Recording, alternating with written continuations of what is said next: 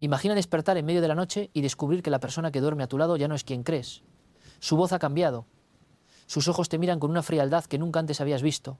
Y cuando intentas hablarle, lo que sale de su boca no son sus palabras, sino algo que jamás debió pronunciarse en este mundo. Esto no es ficción. Esto le ocurrió a una familia en España hace apenas unos años. Y lo que estás a punto de escuchar desafiará todo lo que creías saber sobre la realidad.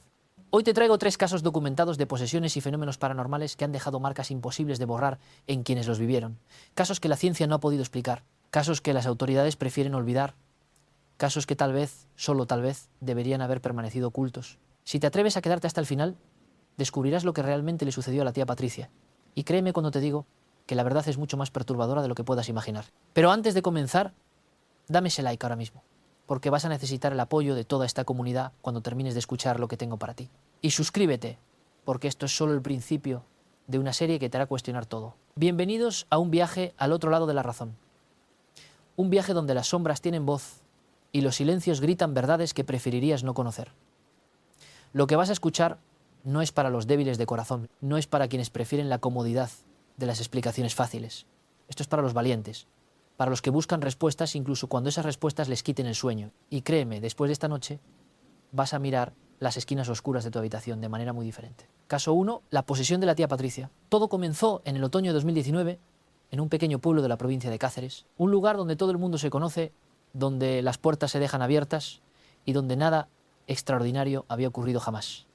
Hasta que Patricia llegó a visitar a su familia. Patricia era una mujer de 42 años, profesora de literatura en un instituto de Madrid. Divorciada hacía 3 años, había decidido tomarse un descanso y pasar unas semanas en casa de su hermana mayor, Carmen, quien vivía en la casa familiar junto a sus 2 hijos adolescentes. Una casa antigua, construida en 1897, con techos altos, habitaciones amplias y esa atmósfera de historias acumuladas que solo las construcciones centenarias pueden tener.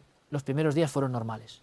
Patricia ayudaba en las tareas del hogar, salía a caminar por el pueblo, visitaba a viejos conocidos, parecía relajada, incluso feliz de haber escapado del estrés de la ciudad.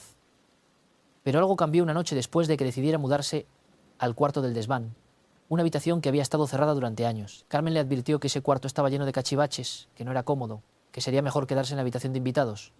Pero Patricia insistió, dijo que quería un espacio más privado, más alejado del bullicio de los chicos.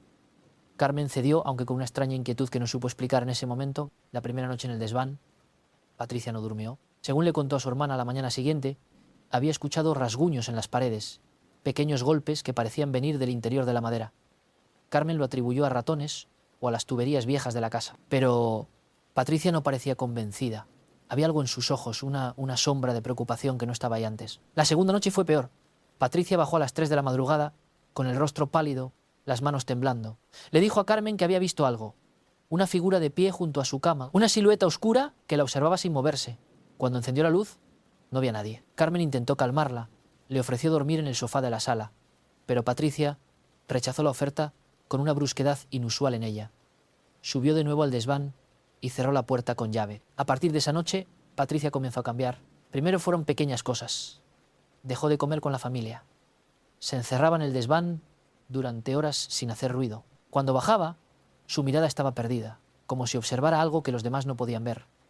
Carmen intentó hablar con ella, preguntarle si se encontraba bien, si había pasado algo, pero Patricia solo sonreía, una sonrisa extraña, casi burlona, que no encajaba con su expresión habitual. Los sobrinos de Patricia, Marcos y Elena, de 16 y 14 años respectivamente, fueron los primeros en notar que algo estaba realmente mal. Una tarde, Elena entró al baño y encontró a Patricia de pie frente al espejo, completamente inmóvil. No se estaba mirando a sí misma, simplemente estaba ahí con los ojos abiertos, sin parpadear. Elena la llamó varias veces, pero Patricia no respondió. Fue solo cuando la chica tocó su hombro que Patricia se giró bruscamente y le gritó con una voz que no era la suya, una voz grave, áspera, que hizo que Elena saliera corriendo del baño en pánico. Carmen, alarmada por el relato de su hija, decidió confrontar a Patricia, subió al desván y golpeó la puerta. No hubo respuesta. Golpeó de nuevo, esta vez más fuerte. Finalmente la puerta se abrió lentamente. Patricia estaba de pie en el umbral, pero no era la Patricia que Carmen conocía. Su postura era rígida, antinatural. Su cabeza estaba ligeramente ladeada, como si estuviera estudiando a Carmen con curiosidad. Y cuando habló, lo que dijo hizo que a Carmen se le helara la sangre. «No deberías haber dejado que subiera aquí». Carmen preguntó qué quería decir. Patricia o lo que fuera que ahora habitaba en su cuerpo, simplemente cerró la puerta. Esa noche, los gritos comenzaron, eran gritos que no parecían humanos, alaridos que resonaban por toda la casa, mezclados con risas escalofriantes y palabras en un idioma que nadie reconocía. Carmen y sus hijos se refugiaron en el salón, aterrados, sin saber qué hacer. Carmen llamó al médico del pueblo, pero este se negó a acudir a esas horas. Le dijo que llevara a Patricia al hospital si estaba teniendo una crisis nerviosa, pero Carmen sabía que esto no era una crisis nerviosa. Esto era algo diferente, algo que no tenía nombre en los manuales médicos. A las 5 de la madrugada, los gritos cesaron. La casa quedó en un silencio tan profundo que resultaba casi opresivo. Carmen se armó de valor y subió al desván. La puerta estaba entreabierta. Dentro, Patricia yacía en el suelo, inconsciente, con marcas rojas alrededor de sus muñecas y tobillos, como si hubiera estado atada. Pero no había cuerdas, no había nada que pudiera haber causado esas marcas. Carmen llamó a una ambulancia. Patricia fue trasladada al hospital más cercano, donde los médicos no encontraron nada normal. Sus signos vitales eran normales. No había rastros de drogas o alcohol en su sangre, y las marcas en su piel comenzaron a desvanecerse sin explicación. Sin embargo, Patricia no despertó durante 3 días completos. Cuando finalmente abrió los ojos, no recordaba nada de lo ocurrido en el desván. Lo último que recordaba era haberse acostado la primera noche. Todo lo demás era un vacío negro. Los médicos lo atribuyeron a una posible fuga disociativa causada por estrés postraumático, pero Carmen no se lo creyó. Decidió investigar, habló con vecinos ancianos del pueblo, con gente que conocía la historia de la casa, y lo que descubrió la dejó sin aliento. En 1938, durante la Guerra Civil Española, la casa había sido utilizada como centro de detención improvisado. El desván específicamente había sido una celda donde se encerraba prisioneros. Uno de ellos, un hombre acusado de brujería y colaboración con fuerzas oscuras, había muerto ahí en circunstancias misteriosas. Según los registros locales, el hombre había sido encontrado colgado, pero las marcas en su cuello no coincidían con las de un suicidio. Y antes de morir, había grabado símbolos extraños en las paredes de madera del desván, símbolos que todavía estaban ahí, ocultos bajo capas de pintura y papel tapiz. Carmen contrató a un equipo para limpiar el desván y sellar esos símbolos. Pero la noche antes de que comenzaran los trabajos, la casa sufrió un incendio inexplicable que destruyó completamente el desván. Los bomberos no pudieron determinar la causa, no había instalaciones eléctricas en esa zona, ni velas, ni nada que pudiera haber iniciado el fuego. Patricia nunca volvió a esa casa. Se mudó a otra ciudad, cambió de trabajo y cortó todo contacto con su vida anterior. Carmen y sus hijos también se mudaron poco después. La casa quedó abandonada y finalmente fue demolida en 2021. Pero aquí viene la parte que nadie esperaba. En 2022, una familia nueva compró el terreno donde estaba la casa y construyó una vivienda moderna. A los 2 meses de mudarse, la hija menor de la familia, una niña de 8 años, comenzó a hablar de un hombre que la visitaba por las noches en su habitación. Un hombre con marcas en el cuello, que le susurraba cosas en un idioma que ella no entendía. ¿Casualidad? ¿Imaginación infantil? ¿O hay cosas que simplemente no desaparecen sin importar cuántas veces intentes enterrarlas? Quédate hasta el final porque los siguientes 2 casos te van a dejar completamente paralizado. Y si aún no te has suscrito, hazlo ahora. Dale a la campanita porque cada semana subo historias como esta que no vas a encontrar en ningún otro lugar. Y dime en los comentarios, ¿crees en las posesiones? ¿Has vivido algo paranormal? Quiero leerte. Caso 2. El niño que no era su hijo.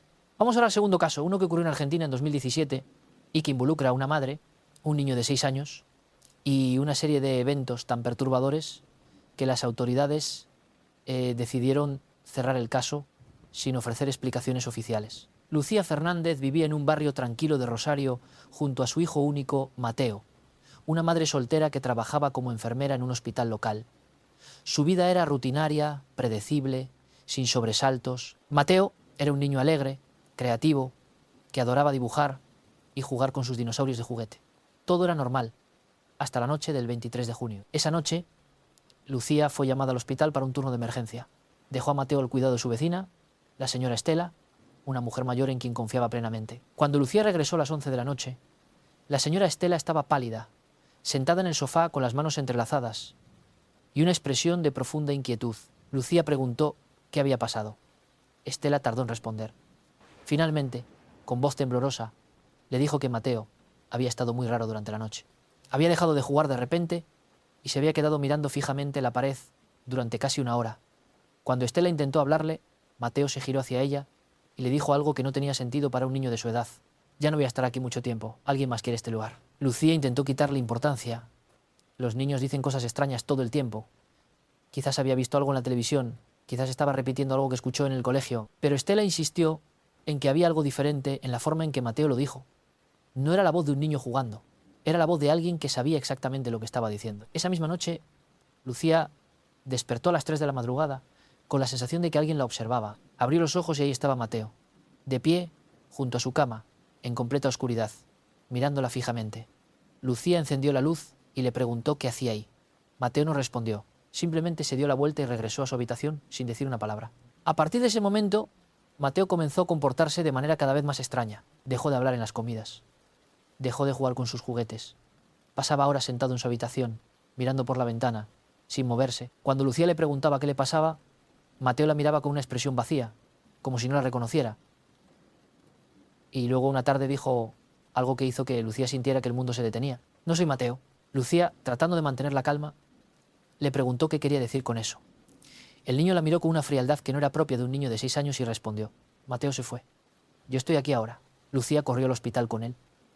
Los médicos realizaron todos los estudios posibles, resonancias, análisis de sangre, evaluaciones psicológicas. No encontraron nada. Físicamente, Mateo estaba perfectamente sano. Mentalmente, los psicólogos infantiles sugirieron que podría estar atravesando una crisis de identidad o un episodio disociativo, posiblemente desencadenado por la ausencia de una figura paterna o por estrés escolar. Pero Lucía sabía que esto no era un episodio psicológico.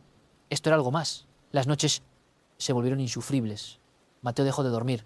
Lucía lo encontraba en diferentes partes de la casa a altas horas de la madrugada, siempre de pie, siempre inmóvil, siempre mirando hacia la nada. Y entonces comenzaron los dibujos. Mateo siempre había sido un niño creativo, sus dibujos eran coloridos, llenos de dinosaurios y superhéroes.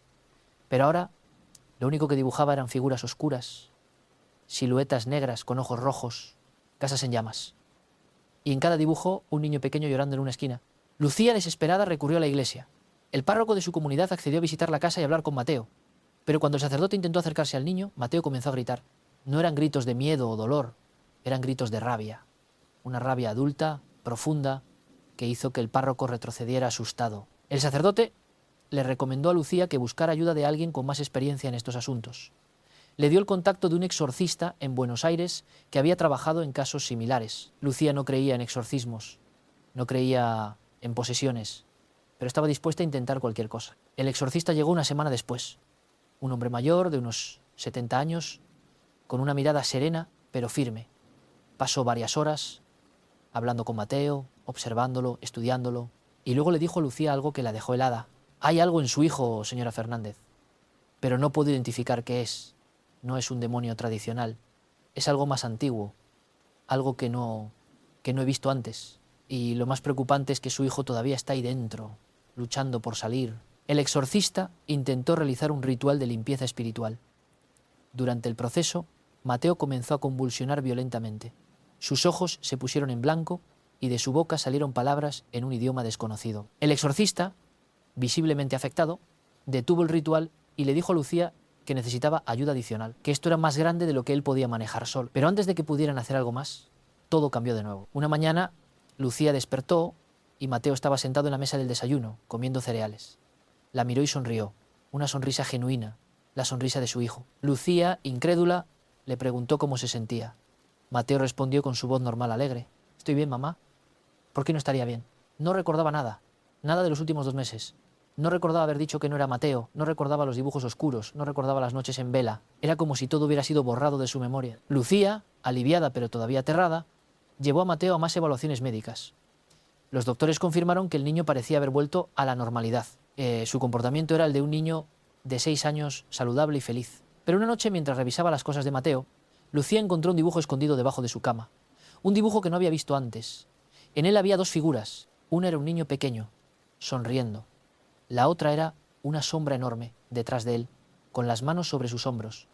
Y debajo del dibujo, con la letra temblorosa de un niño, estaba escrito: «Volverá». Lucía quemó ese dibujo esa misma noche. Nunca le contó a nadie sobre él. Y hasta el día de hoy, Mateo sigue siendo un niño normal, sin recuerdos de lo ocurrido. Pero Lucía duerme con la luz encendida. Y cada vez que Mateo se queda callado por demasiado tiempo, ella siente un escalofrío recorrerle la espalda. ¿Qué fue lo que invadió a Mateo? ¿Realmente se fue? ¿O simplemente está esperando el momento adecuado para volver? Y lo más importante, ¿cuántos casos como este existen y nunca salen a la luz? No te vayas porque el tercer caso es el más inquietante de todo. Y si has llegado hasta aquí, déjame un comentario diciéndome si reconoces alguno de estos síntomas en alguien cercano. A veces, lo paranormal está más cerca de lo que pensamos. Y si te está gustando este contenido, suscríbete y activa la campanita para no perderte ningún caso nuevo. Caso 3. La casa que nunca duerme. El tercer y último caso nos lleva a un pequeño pueblo costero de Galicia, en España. Un lugar de postal, con casas de piedra, calles estrechas y el constante sonido de las olas rompiendo contra los acantilados. Pero en este pueblo idílico hay una casa que nadie quiere habitar. Una casa que ha sido abandonada 5 veces en los últimos 10 años. Una casa que, según los lugareños, nunca duerme. La casa fue construida en 1873 por un comerciante de pescado que había hecho fortuna exportando bacalao a otros países. Era una construcción imponente para la época, con 3 plantas, un sótano amplio y un jardín que daba directamente al mar. El comerciante vivió ahí con su esposa y sus 4 hijos durante más de 20 años, hasta que una mañana de invierno de 1895 toda la familia fue encontrada muerta en sus camas. Las autoridades de la época determinaron que había sido un envenenamiento accidental por monóxido de carbono proveniente de una estufa defectuosa. Pero había detalles que no encajaban. Las ventanas de todas las habitaciones estaban abiertas. Y en las paredes de la habitación principal alguien había escrito con carbón: "No podemos dormir. No nos deja". La casa quedó vacía durante años. En 1925 fue comprada por una familia de agricultores que planeaba convertirla en una casa de huéspedes para turistas. Duraron 3 meses. La familia huyó en medio de la noche, dejando todas sus pertenencias atrás. Nunca hablaron públicamente de lo que les había ocurrido, pero un vecino cercano les escuchó decir que había voces en las paredes y que algo caminaba por los pasillos cuando todos dormían. En 1958, un médico jubilado de Madrid decidió comprar la casa como retiro de verano.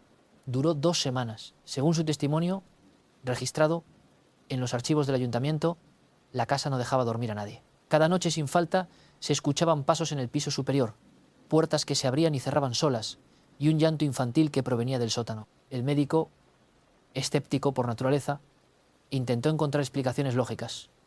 Tuberías viejas, corrientes de aire, ecos del mar... Pero nada de eso explicaba lo que vio una noche cuando decidió bajar al sótano a investigar el origen del llanto. Ahí, en la oscuridad, vio a una niña pequeña de pie en una esquina, de espaldas a él, con un vestido blanco antiguo. Cuando el médico encendió su linterna, la niña giró la cabeza 180 grados sin mover el cuerpo y lo miró con ojos completamente negros. El médico salió de la casa esa misma noche y nunca regresó. Los años pasaron y la casa siguió cambiando de dueños, siempre con el mismo resultado. Nadie duraba más de unas semanas. Algunos reportaban pesadillas intensas cada vez que intentaban dormir. Otros hablaban de una presencia opresiva que les impedía respirar con normalidad. Y varios coincidían en un detalle escalofriante. Sin importar la hora a la que intentaran dormir, algo los despertaba exactamente a las 3:14 de la madrugada. En 2015, un equipo de investigadores paranormales obtuvo permiso del ayuntamiento para pasar una noche en la casa y documentar cualquier actividad inusual. Llegaron con cámaras, grabadoras de audio, medidores de campos electromagnéticos y todo el equipo técnico necesario. Lo que grabaron esa noche se convirtió en uno de los documentos paranormales más perturbadores que existen. El equipo estaba compuesto por 4 personas. Un psicólogo especializado en fenómenos paranormales, 2 técnicos de sonido e imagen y un historiador local que conocía la historia de la casa. Instalaron cámaras en cada habitación, incluyendo el sótano. Durante las primeras horas todo fue normal, exploraron la casa, tomaron fotografías, hicieron mediciones, no detectaron nada fuera de lo común. A las 11 de la noche decidieron separarse. 2 miembros se quedaron en la planta baja monitoreando los equipos, mientras los otros 2 subieron a las habitaciones del segundo piso. El plan era que todos se mantuvieran despiertos hasta el amanecer, documentando cualquier cosa que ocurriera. A las 12:30 de la noche, las cámaras del sótano captaron algo.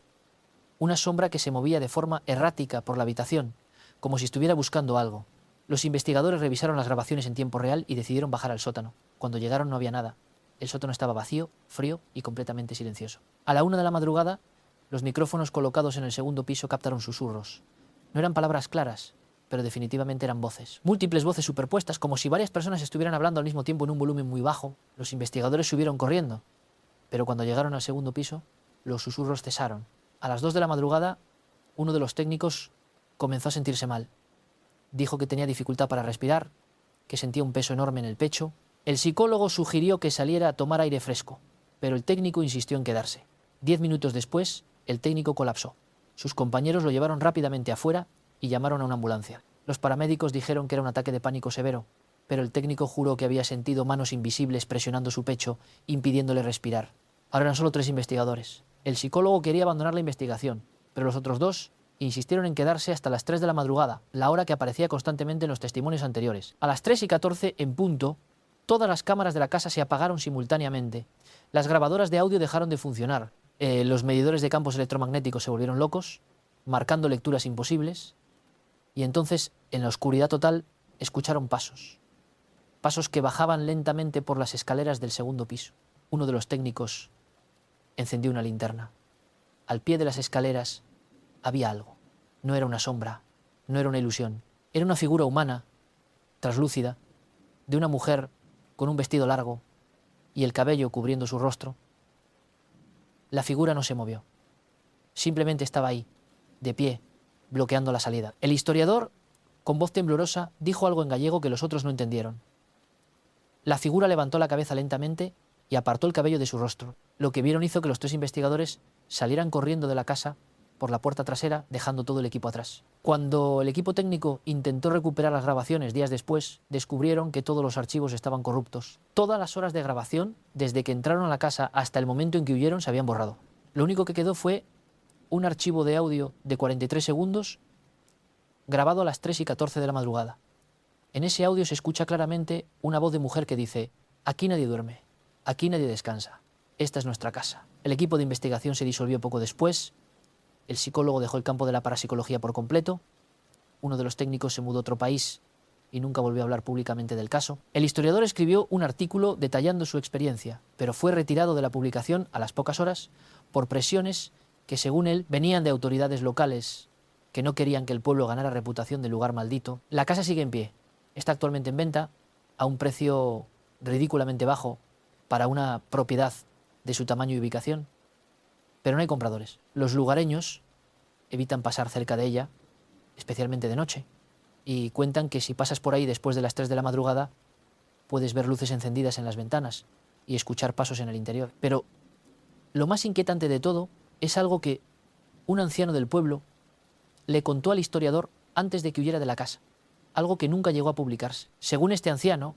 cuya familia había vivido en el pueblo durante generaciones, la casa no fue construida en terreno virgen, fue construida sobre los restos de un antiguo convento que había sido quemado durante las revueltas anticlericales del siglo XVIII. Un convento donde, según las leyendas locales, las monjas practicaban rituales prohibidos para mantener despierta el alma y evitar el juicio final. Cuando el comerciante de pescado compró el terreno, encontró restos de huesos humanos y objetos ceremoniales.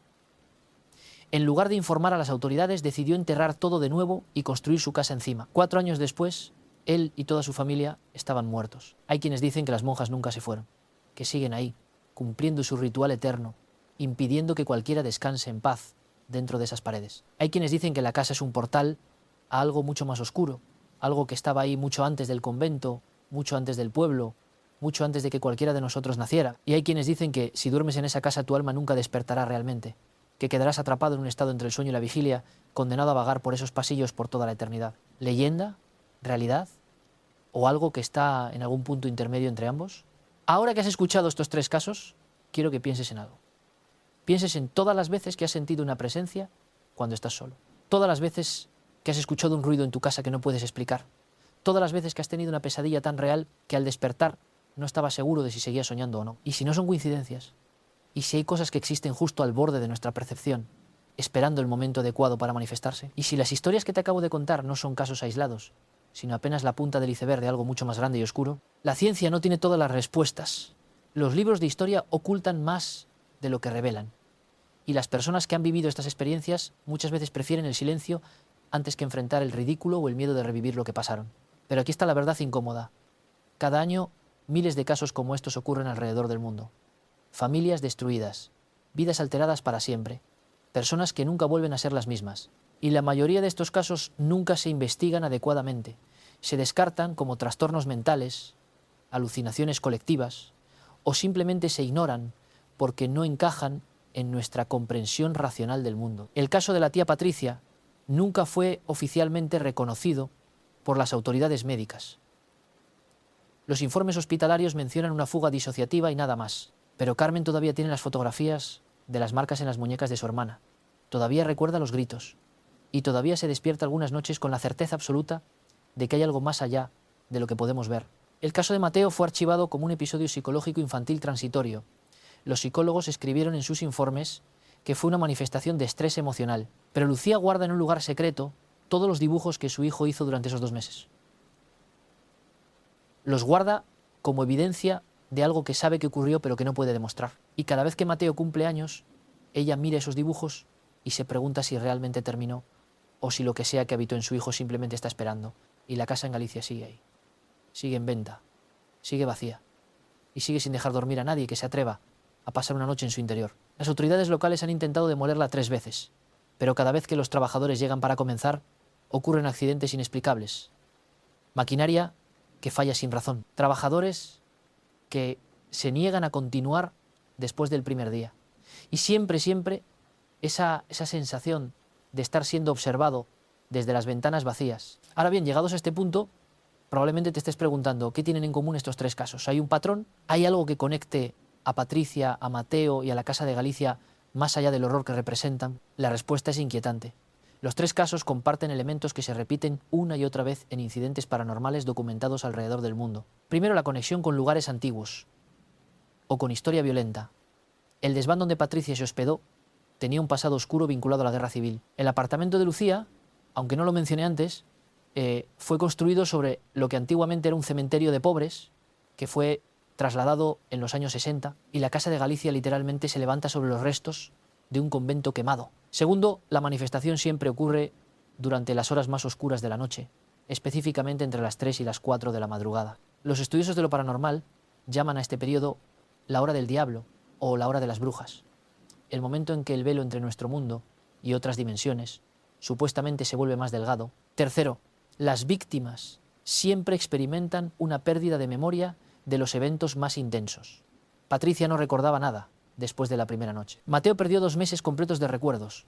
Los investigadores en Galicia reportaron lagunas temporales en su experiencia, momentos que simplemente no podían recordar con claridad.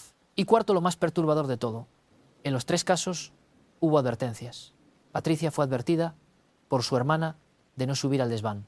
Mateo le dijo a la señora Estela que alguien más quería ese lugar. Los investigadores en Galicia fueron advertidos por varios lugareños de no pasar la noche en esa casa. Las advertencias siempre están ahí, pero raramente las escuchamos. Las descartamos como supersticiones, como miedos irracionales, como historias de viejas, y cuando finalmente nos damos cuenta de que deberíamos haber escuchado, ya es demasiado tarde. Entonces, ¿qué hacemos con esta información? ¿Cómo nos protegemos de algo que ni siquiera estamos seguros de que exista? La verdad es que no hay una respuesta fácil. Los creyentes religiosos dirían que la fe es la protección.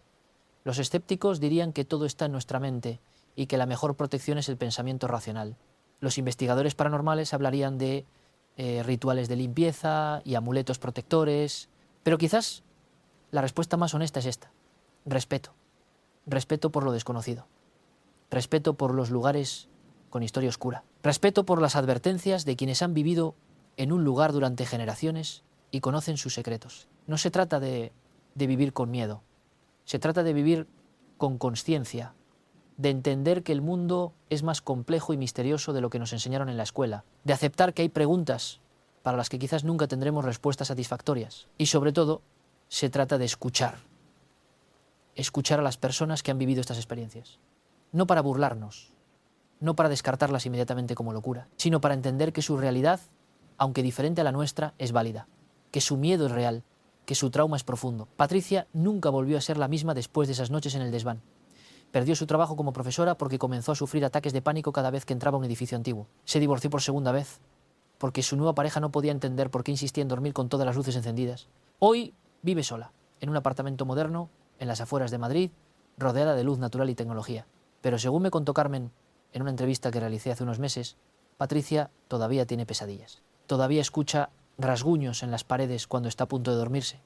Y todavía, en ocasiones, siente una presencia junto a su cama en medio de la noche. Lucía, por su parte, se mudó con Mateo a otra ciudad, cambió de trabajo, cambió de escuela para su hijo, intentó comenzar de nuevo, Mateo creció y hoy es un adolescente aparentemente normal, pero Lucía notó algo hace poco que la hizo temblar. Mateo comenzó a dibujar de nuevo, y aunque sus dibujos son normales la mayor parte del tiempo, de vez en cuando aparece uno con sombras oscuras y figuras inquietantes. Cuando le pregunta por qué dibuja esas cosas, Mateo simplemente se encoge de hombros y dice que le parecen interesantes. No recuerda haber dibujado cosas similares cuando tenía 6 años, o al menos eso dice. La Casa de Galicia tuvo un desarrollo reciente que vale la pena mencionar. En 2023, un inversor extranjero que no conocía la historia del lugar compró la propiedad con la intención de convertirla en un hotel boutique. Contrató un equipo de renovación que comenzó los trabajos en marzo. En abril, 3 de los trabajadores habían renunciado. En mayo, el jefe de obra sufrió un accidente que lo dejó hospitalizado durante 2 semanas. Una viga del techo, que estaba perfectamente asegurada, se soltó y cayó justo donde él estaba parado. Los médicos dijeron que fue un milagro que sobreviviera. En junio, el inversor visitó personalmente la propiedad para supervisar el progreso, pasó una noche en un hotel cercano y a la mañana siguiente canceló todo el proyecto. Puso la casa de nuevo en venta y regresó a su país. Cuando un periodista local intentó entrevistarlo vía email, solo recibió una respuesta de 2 líneas. Hay lugares que deben dejarse en paz. Esa casa es uno de ellos. Y aquí es donde llegamos al corazón de esta historia, al núcleo de por qué te he contado todo esto. No es solo para asustarte, no es solo para entretenerte con historias de fantasmas, es para hacerte pensar en algo fundamental sobre la naturaleza de la realidad. Vivimos en un mundo que nos dice que todo puede explicarse, que la ciencia eventualmente responderá a todas nuestras preguntas, que no hay misterios, solo problemas que aún no hemos resuelto. Y en gran medida eso es cierto. La ciencia ha logrado cosas increíbles, ha explicado fenómenos que nuestros antepasados consideraban mágicos o divinos, pero hay un espacio pequeño pero persistente entre lo que sabemos y lo que experimentamos. Un espacio donde ocurren cosas que no encajan en nuestros modelos.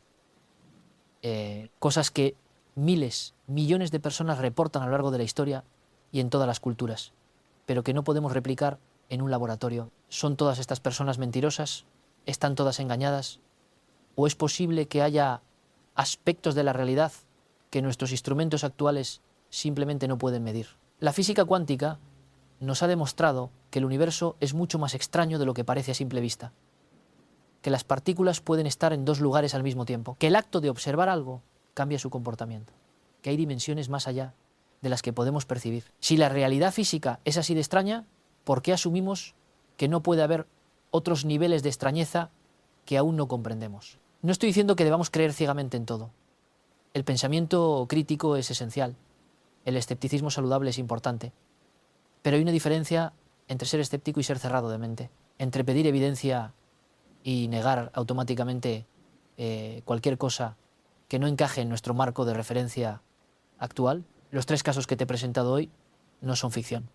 Son experiencias reales, de personas reales, que están dispuestas a poner sus nombres y reputaciones en riesgo para contar lo que vivieron. Pueden no ser pruebas científicas en el sentido estricto, pero son testimonios, son datos cualitativos, son piezas de un rompecabezas que quizás algún día entendamos completamente. Y mientras ese día llega, mientras la ciencia continúa avanzando y explorando los misterios del universo, estas historias seguirán ocurriendo. Seguirá habiendo personas que despierten en medio de la noche sintiendo que no están solas. Seguirá habiendo niños que digan cosas que no deberían saber. Seguirá habiendo casas que nadie quiere habitar. La pregunta no es si estas cosas existen o no. La pregunta es, ¿qué vamos a hacer con ellas? ¿Las vamos a ignorar y fingir que no pasan? ¿Las vamos a estudiar con mente abierta pero crítica? ¿Las vamos a usar para explorar los límites de lo que entendemos como realidad? Yo no tengo las respuestas. Nadie las tiene. Pero creo que vale la pena hacerse las preguntas. Vale la pena escuchar. Vale la pena permanecer curiosos ante lo desconocido en lugar de temerle o despreciarlo. Porque al final del día, el universo es vasto, antiguo y profundamente misterioso. Hemos explorado una fracción microscópica de él. Entendemos una porción aún más pequeña. Y pretender que ya lo sabemos todo, que ya hemos visto todo, que ya no hay misterios por resolver, es no solo arrogante, sino también aburrido. Los misterios nos mantienen vivos, nos mantienen buscando, nos mantienen preguntando. Y estas historias, estas experiencias paranormales, estos casos que desafían explicación, son parte de ese gran misterio que es existir en este universo extraño y maravilloso. Así que, la próxima vez que estés solo en casa y escuches un ruido inexplicable, antes de descartarlo inmediatamente, tómate un momento, escucha, observa, no con miedo, sino con curiosidad. Quizás no sea nada, probablemente no sea nada, pero tal vez, solo tal vez, estés tocando por un instante ese espacio entre lo conocido y lo desconocido, ese lugar donde la realidad se vuelve flexible y las reglas que damos por sentadas dejan de aplicar. Y si alguna vez te encuentras en una situación como las que he descrito hoy, si alguna vez sientes que hay algo más en tu casa en tu habitación, en tu vida, recuerda esto, no estás solo. Miles de personas han pasado por experiencias similares. No eres débil por tener miedo. No estás loco por dudar de tu percepción. Confía en tus instintos. Si un lugar te hace sentir incómodo, sal de ahí. Si una situación te parece peligrosa, aléjate. Las advertencias están ahí por una razón. Y aunque no siempre entendamos esa razón, ignorarlas puede tener consecuencias que lamentaremos. Patricia desearía haber escuchado a su hermana. Lucía desearía haber actuado más rápido cuando Mateo comenzó a cambiar. Los investigadores en Galicia desearían haber prestado atención a los lugareños que les advirtieron. Pero todos ellos pensaron que sabían más, que podían controlar la situación, que eran más racionales, más fuertes, más preparados. Y todos se equivocaron. No cometas el mismo error. El coraje no es la ausencia de miedo. El coraje es reconocer el miedo y actuar apropiadamente. A veces la decisión más valiente es simplemente darse la vuelta y alejarse de algo que tu intuición te dice que está mal. Porque hay cosas en este mundo que no necesitamos entender para respetarlas. Hay límites que no necesitamos cruzar para saber que existen. Hay misterios que tal vez sea mejor dejar sin resolver. La tía Patricia ahora lo sabe. Mateo lo descubrirá algún día cuando recupere sus recuerdos. Los investigadores de Galicia pagaron un precio alto por su curiosidad. Y la casa sigue ahí, esperando al próximo que piense que puede resolver su misterio. Pero tú ahora tienes información que ellos no tenían. Tienes sus historias, tienes sus advertencias, tienes la oportunidad de aprender de sus experiencias sin tener que vivirlas tú mismo. Úsalas sabiamente. Y recuerda, el hecho de que no puedas ver algo no significa que no esté ahí. El hecho de que la ciencia no pueda explicar algo no significa que no sea real. Y el hecho de que tengas miedo no significa que seas débil. Significa que eres humano. Significa que tu instinto de supervivencia está funcionando exactamente como debería. Así que mantén la mente abierta, pero no tanto que se te caiga el cerebro, como dice el refrán. Sé curioso pero cauteloso. Explora pero con respeto. Y sobre todo, escucha. Escucha a quienes han estado ahí antes que tú. Escucha tu intuición. Escucha el silencio de los lugares antiguos. Porque a veces el silencio habla más fuerte que cualquier palabra. Y a veces lo que no se dice es más importante que lo que se dice. Estos 3 casos son apenas el comienzo. Hay cientos, miles de historias similares esperando ser contadas. Personas que han vivido lo inexplicable y que cargan con ese peso en silencio, temerosos del juicio, temerosos de no ser creídos. Si este contenido te ha hecho pensar, si te ha inquietado, si te ha hecho cuestionarte, aunque sea por un momento, tu comprensión de la realidad, entonces mi trabajo aquí está hecho. No necesitas creer cada palabra. No necesitas aceptar todo como verdad absoluta. Solo necesitas mantener esa puerta en tu mente ligeramente entreabierta. Esa puerta que dice tal vez. Esa puerta que permite la posibilidad. Porque en el momento en que cerramos completamente esa puerta, en el momento en que decimos con certeza absoluta que sabemos todo lo que hay que saber sobre el universo, nos volvemos ciegos a las maravillas y a los horrores que existen justo más allá de nuestra percepción. Y créeme cuando te digo que hay mucho más allí afuera de lo que nuestros ojos pueden ver, de lo que nuestros oídos pueden escuchar, de lo que nuestra mente puede comprender. Patricia lo sabe ahora. Cada noche, antes de apagar las luces, revisa cada rincón de su apartamento, cada puerta, cada armario, cada espacio oscuro. No porque esté paranoica, sino porque sabe que hay cosas que no se ven a primera vista. Cosas que esperan en la oscuridad. Cosas que, una vez que te conocen, nunca te olvidan. Lucía lo sabe. Por eso nunca deja a Mateo solo en casa. Por eso siempre hay alguien con él, especialmente por las noches. No porque no confíe en su hijo, sino porque sabe que lo que estuvo dentro de él una vez podría regresar. Y la próxima vez podría quedarse. Los investigadores de Galicia lo saben. Ninguno de ellos ha vuelto a participar en una investigación paranormal. Ninguno ha vuelto a entrar a una casa abandonada, porque vieron algo esa noche que cambió fundamentalmente su comprensión de lo que es posible. Y una vez que ves eso, una vez que sabes eso, no puedes dejar de verlo. Y ahora tú también lo sabes. La pregunta es, ¿qué vas a hacer con este conocimiento? ¿Lo vas a descartar como entretenimiento? ¿Lo vas a olvidar antes de que termine el día? ¿O va a quedarse contigo en algún rincón de tu mente recordándote que el mundo es más extraño y oscuro de lo que aparenta? Mi trabajo es contarte estas historias. Tu trabajo es decidir qué significan para ti. Si son advertencias, lecciones o simplemente historias para pasar el rato. Solo tú puedes decidir eso. Pero antes de que te vayas, antes de que cierres este vídeo y regreses a tu vida normal, quiero dejarte con un último pensamiento. Un pensamiento que te va a perseguir más que cualquiera de las historias que te he contado. En este momento, mientras escucho estas palabras, hay miles de personas alrededor del mundo experimentando algo inexplicable. Alguien está despertando en medio de la noche sintiendo que no está solo. Alguien está viendo una sombra que no debería estar ahí.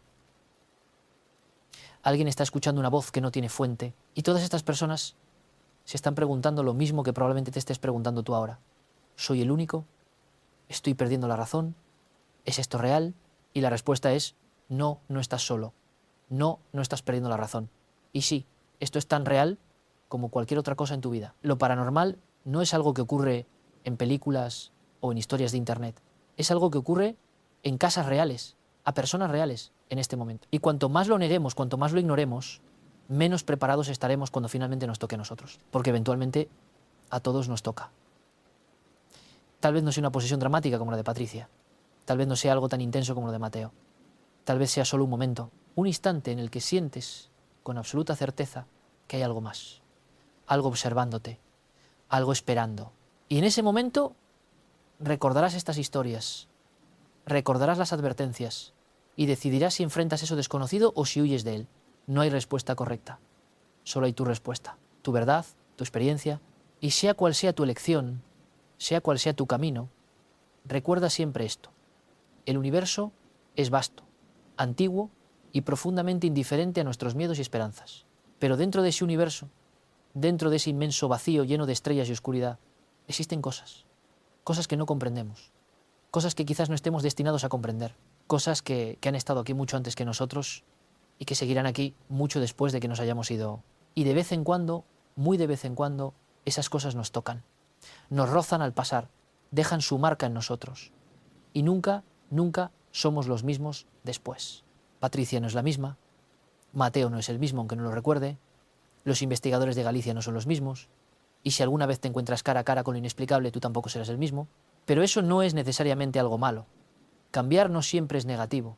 A veces, tocar lo desconocido nos hace más humildes, más conscientes, más vivos, porque nos recuerda que no somos los dueños de este mundo, solo somos visitantes temporales en un universo que existía mucho antes que nosotros y que continuará existiendo mucho después. Y con esa reflexión llegamos al final de este viaje, un viaje que comenzó con Patricia en un desván hace 5 años y que termina aquí, contigo en este momento, reflexionando sobre la naturaleza de la realidad y el misterio de la existencia. Espero que hayas disfrutado estas historias tanto como yo disfruté investigarlas y contártelas. Espero que te hayan hecho pensar, que te hayan inquietado, que te hayan recordado que el mundo es más grande y extraño de lo que podemos imaginar. Y si te has quedado hasta aquí, hasta el final, gracias. Gracias por tu tiempo, por tu atención, por tu coraje de enfrentar estas historias y no huir de ellas. Eres exactamente el tipo de persona que necesitamos en este mundo. Alguien dispuesto a hacer preguntas incómodas, a explorar territorios oscuros, a mantener la mente abierta ante lo inexplicable. Ahora, antes de que te vayas, necesito que hagas algo por mí. Deja un comentario contándome. ¿Has vivido algo paranormal? ¿Conoces a alguien que haya pasado por una experiencia similar? ¿Crees en estas historias? ¿O piensas que hay explicaciones racionales para todo? Quiero saber tu opinión. Quiero conocer tu historia, porque cada comentario, cada historia compartida es una pieza más del rompecabezas. Y por supuesto, si te ha gustado este contenido, suscríbete al canal, dale like a este vídeo, compártelo con alguien que creas que necesita escucharlo, porque historias como estas necesitan ser contadas, necesitan ser compartidas, necesitan ser recordadas. Cada semana subo nuevo contenido similar a este, casos paranormales, misterios sin resolver, historias que desafían explicación, todo documentado, investigado y presentado con el respeto que estos temas merecen. Y si quieres apoyar directamente el canal y tener acceso a contenido exclusivo, casos que no comparto públicamente, investigaciones más profundas y sesiones en vivo donde respondo preguntas y discutimos estos temas, puedes unirte como miembro del canal. Toda la información está en la descripción, pero más allá del apoyo, más allá de los likes y las suscripciones, lo que realmente importa es que estas historias se mantengan vivas, que sigamos preguntándonos, que sigamos explorando, que sigamos buscando respuestas incluso cuando esas respuestas nos asusten. Porque al final, el miedo no es el enemigo, la ignorancia sí lo es. Y mientras sigamos haciendo preguntas, mientras sigamos compartiendo experiencias, mientras sigamos buscando la verdad, estaremos un paso más cerca de entender este extraño, maravilloso y aterrador universo en el que vivimos. Así que, gracias de nuevo por estar aquí, por escuchar hasta el final, por ser parte de esta comunidad de buscadores de verdad. Y recuerda, la próxima vez que estés solo en casa y las luces parpadeen sin razón, la próxima vez que escuches pasos cuando no debería haber nadie, la próxima vez que sientas esa presencia inexplicable que te hace voltear bruscamente, respira hondo, no estás solo, nunca lo has estado. Y quizás, solo quizás, eso sea lo más aterrador de todo. Nos vemos en el próximo vídeo. Si te atreves a regresar, hasta entonces, mantén las luces encendidas. Confía en tu instinto. Y nunca, nunca ignores las advertencias. Porque en el mundo de lo paranormal, la ignorancia no es bendición. Es una invitación